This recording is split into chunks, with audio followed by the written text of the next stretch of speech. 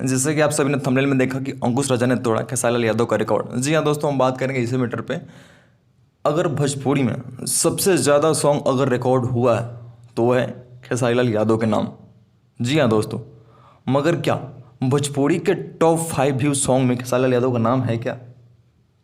नहीं दोस्तों, अगर टॉप 10 सॉन्ग की बात की जाए तो खेसारी लाल यादव का नाम 7वें नंबर पे आता है। जो एक मूवी का सॉन्ग है, मुकद्दर मूवी का गाया हुआ सॉन्ग सच के संवर के, जो खेसारी लाल यादव प्रियंका सिंह के साथ गाए थे, जो 400 मिलियन अभी अभी टच हुआ है। वही दूसरी तरफ बात किया जाए अंकुश राजा के सॉन्ग के बारे में, जो 431 मिलियन क्रॉस हो चुका है और गाने का नाम है कुंवारे में गंगा नाहिले बने। जी हाँ दोस्तों, जिसको अंकुश और राजा भाई ने शिल्पी राज के साथ गाया था। तो दोस्तों, आप सभी को वीडियो कैसा लगा? अगर अच्छा लगे तो कमेंट जरूर करें। हम बहुत ही जल्द लेके आ रहे हैं टॉप 5 सॉन्ग का वीडियो। तब तक हमारे चैनल पर बने रहिए। नमस्कार।